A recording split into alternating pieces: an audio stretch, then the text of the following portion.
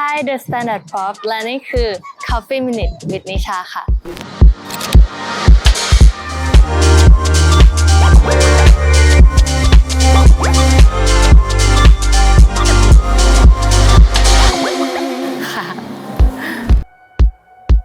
ปกติเป็นคนชอบดื่มกาแฟไหมเป็นคนชอบดื่มกาแฟมากค่ะแทบจะดื่มได้ทุกวันแล้วก็รู้สึกว่าถ้า start the day ด้วยกาแฟจะรู้สึก fresh มากไม่รู้ทำไมเหมือนกันแต่ว่าชอบกลิ่นชอบมูดของกาแฟเวลาเช้าๆที่เราได้ดื่มมันดีเองค่ะถ้าออเดอร์ที่กินบ่อยสุดคือ dirty ค่ะชอบกิน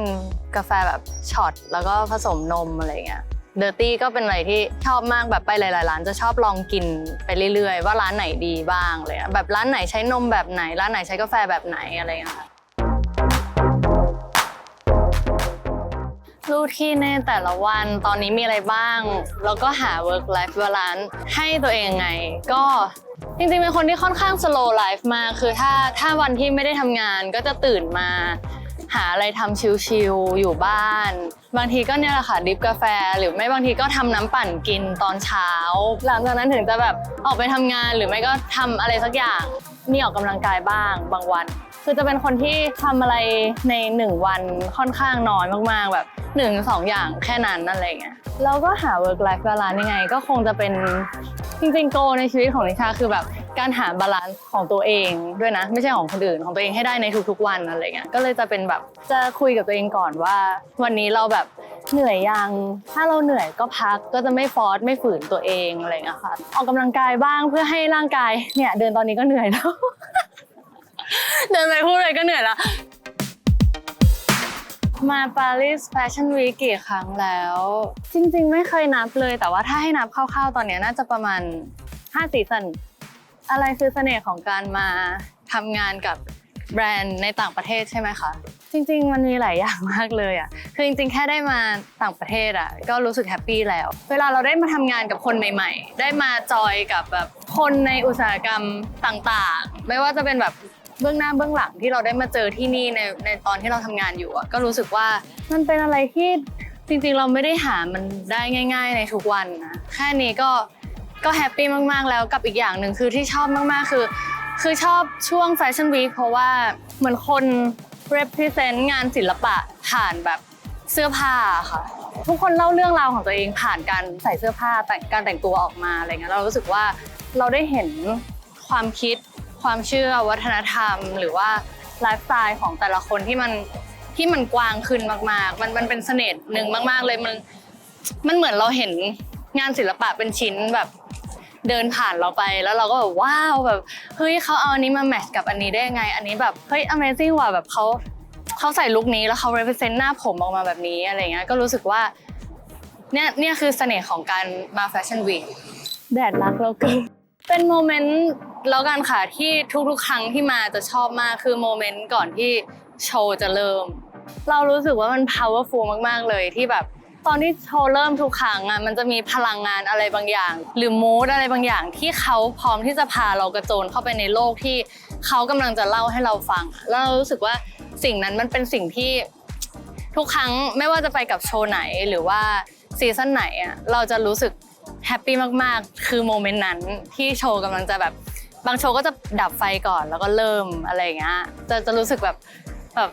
ฟูลฟิลอะไรบางอย่างมากๆเลยค่ะช่วงหลังๆมาที่ชาแต่งตัวสนุกมากขึ้นแล้วก็ลองอะไรใหม่ๆมากขึ้นนิชาเอนจอยแฟชั่นมากขึ้นมันก็คงเป็นเพราะว่าเหมือนอย่างที่บอกไปเมื่อกี้ว่าเราอ่ะชอบเสพงานศิลปะใช่ปะแล้วเราก็ชอบเห็นคนแบบ represent อะไรบางอย่างเขาเอางานศิลปะมาเป็นชีวิตเขามากขึ้นอะเราก็เลยทำอย่างนั้นกับตัวเราด้วยคือเหมือนเราก็อยากให้ตัวเราเป็นแบบเป็นแคนวาสโล่งๆอันนึงที่ให้คนมาแบบทำงานศิลปะร่วมอะที่แบบพี่สไตลิสต์พี่ช่างหน้าช่างผมหรือแม้กระทั่งแบบแบรนด์เสื้อผ้าหรือแม้กระทั่งตัวเราเองที่ใส่อินพุตตัวเองเข้าไปอะไรเงี้ยเราก็รู้สึกว่าเราเอนจอยที่จะเป็นแคนวาสนั้น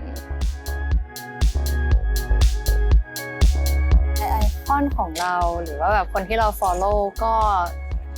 จริงๆมีหลายคนมากอย่างที่เราบอกเราชอบหลายสไตล์เมื่อกี้ที่แรกที่ขึ้นมาในหัวคือเชฟพาโลนอะตอนเนี้ย คือรู้สึกว่าเขาแบบ แบบว้าวเวลาเขาทำ MV ออกมาหรือว่าขึ้นโชว์เราก็จะรู้สึกว้าวจริงๆแบบ Kendall Hailey อะไรอย่างเงี้ยค่ะเราก็ตามหมดก็การที่หนูเห็นชาลอนเขาแต่งตัวไม่ว่าจะเป็นในเพลงหรือเวลาเขาไปงานอะไรเงี้ยมันส่งอิทธิพลกับเราแล้วกันที่แบบว่ามันไม่มีกรอบอะคืออะไรที่เราเคยคิดว่ามันได้ประมาณเนี้ยจริงๆแล้วมันไปได้อีกกว่าหรือมันสนุกได้กว่านี้อีกอะถ้าเราอยากจะ represent เราออกมาวันนั้นอยากจะเป็นใครอยากจะเป็นแบบไหนมันไม่มีกรอบอะมันไปได้อะพาร์ทการเป็นนักแสดงส่งเสริมกับการมา Paris Fashion Week ไหมเราว่าส่งเสริมกันอย่างที่พูดไปเมื่อกี้ว่ามันคือการสวมคาแรคเตอร์ไปตามแบรนด์ต่างๆมันเหมือนกับที่เวลาเราจะแสดงเป็นตัวละครหนึ่งเราก็ต้องศึกษามาก่อนด้วยอะว่าความคิดความเห็นหรือว่า attitude อะไรของเขาเป็นยังไงแล้วเราถึงไปเป็นเขาอะไรเงี้ยเราว่ามันลิงก์กันตรงนี้มันเป็นศิลปะแขนงที่คล้ายๆกันแต่ว่างานแฟชั่นมันอาจจะไม่ได้ take time ในการทำงานยาวเท่ากับการแสดงเรื่องหนึ่งเรารู้สึกว่ามันไปด้วยกันแล้วมันทำให้เราได้ explore character ใหม่ๆไปด้วยอะไรเงี้ย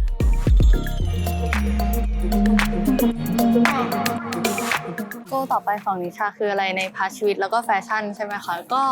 ถ้าพาร์ทชีวิตคงจะเป็นเหมือนเดิมอาจจะไม่ได้ใหม่มากก็คือการหาบาลานซ์ให้ตัวเองให้ได้ในทุกๆวันอะไรเงี้ยเรารู้สึกว่าสภาพจิตใจเราสำคัญ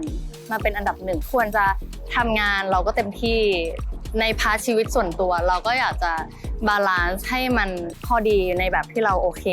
ในแต่ละวันอะไรเงี้ยอันนี้คือโกที่ในทุกๆวันเกิดขึ้นแน่นอนแต่ถ้าทางด้านแฟชั่นก็คงจะอยากทำงานอะไรที่มันกว้างขึ้นไปอีกอะได้ลองอะไรใหม่ขึ้นไปอีกคือตอนนี้เราก็ appreciate มากกับโอกาสทุกโอกาสที่เข้ามาแล้วเราโคตรจะ enjoy เลยแบบมีความสุขมากที่ได้มาลองทำสิ่งนั้นสิ่งนี้ได้ลองทำกับแบรนด์ต่างๆหรือแม้กระทั่งผู้คนในอุตสาหกรรมนี้อะไรเงี้ยก็ถ้าได้ลองโปรเจกต์ที่มันใหญ่ขึ้นหรือว่ามันพาเราไปเจออะไรใหม่ๆมากขึ้นก็โอเพนต่อสิ่งนั้นมากๆนั่นน่าจะเป็นโกหนึ่งค่ะ